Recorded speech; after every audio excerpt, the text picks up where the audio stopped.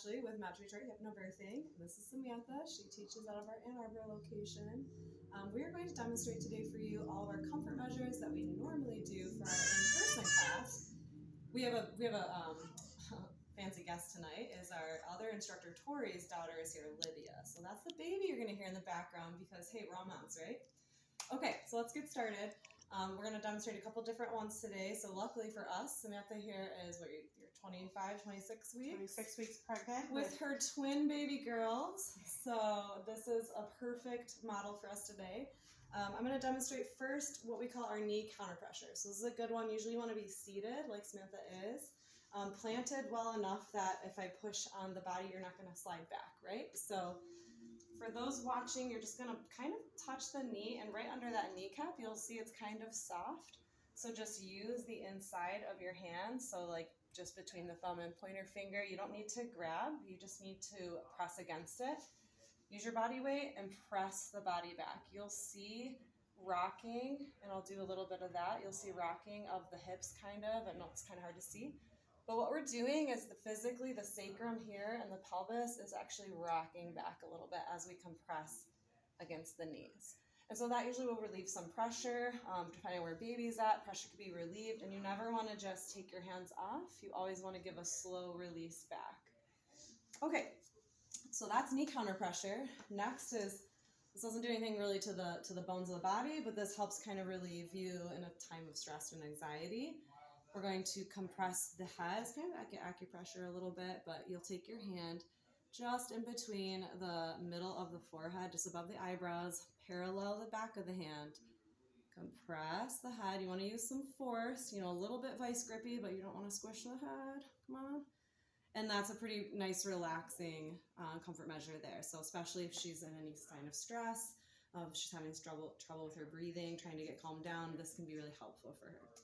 All right, so I'm going to have you turn around and grab the back of the chair. So this is what's called the sacrum counter pressure. So the sacrum is going to be the back of the pelvis region. And so what we're doing is we're just applying the bottom of the hand down to the bottom of the sacrum and just applying some gentle pressure. It's even kind of like a massage. So you can kind of move it in and out. In pregnancy, your ligaments are a lot looser. You have relaxin hormone, so it can be easier to move. This can be really nice when there's a lot of back pressure, a lot of sacrum pressure. If you're on the bed at the hospital, she can use the bed in a standing or kind of a kneeling position like this. Apply the pressure, release the pressure nice and slow. Okay, the next one is going to be the hip squeeze. This is the prize comfort measure. Everyone loves it. I don't think anyone dislikes this. So really pay attention to this one. This one's going to be good. So usually you want laboring mom to be leaned over in a way that her hips are going to be exposed to you. So this one's a little bit trickier. I know, especially if you've got a partner, a male. No offense, guys. It's not your fault. Your body's just very different than ours. Hips on a woman are in a lower location than on a male. And so what you're doing is you usually use your middle finger and you're kind of reaching around the front to locate the top part of that bony structure.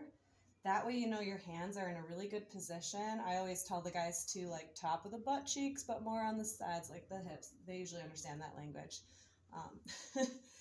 Give it a nice compression. So your hands need to be in the very middle of that pelvic plate.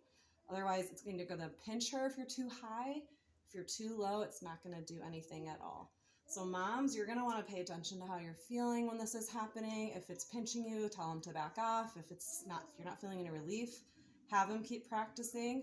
Once again, you're moving the bones, so you're going to do a really gentle release. We're not gripping or grabbing. We're using the palms of the hands. Keep your hands out. Compress. Hold. In certain cases, you might be holding this a whole entire contraction, right? So 60, 90 seconds, however long that is, and a release. Okay, last one, another big fan favorite, light touch massage. It's super easy to do, but there is a technique, so you do want to pay attention. Usually mom could be sitting, whether she wants to sit backwards on the toilet seat so she's exposed, or if she's laying down, you can do this. I love to start at the top. It's the backs of the fingers. Start at the top of the spine here, or really at the top of the skull, right where the base of the spine is at. Draw really long lines down base, coming out from the base of the spine and down around the body. And just enough pressure that she's feeling it. You don't want to be too heavy on the hands. You don't want to be too light. But what you're doing is you're stimulating the nervous system, which helps release endorphins in the body, which is the natural pain reliever. It's actually stronger, 200 times stronger than morphine that you would get dripped into an IV. And you can come back up and do this, you know, as long as physically you want, because the woman is going to just truly enjoy this. It's going to feel miraculous. It's going to calm her right down. You can even help put her to sleep like this. All right, those are the comfort measures. Those are each and every one that we would teach you in class in person with our hands-on training, but in this circumstance, this is going to be a helpful video tool to help you learn at home. So you can watch this as soon as you're done and show us what you've learned, and we'll try to guide you in the classroom at that time. All right, thank you guys. Have a great day.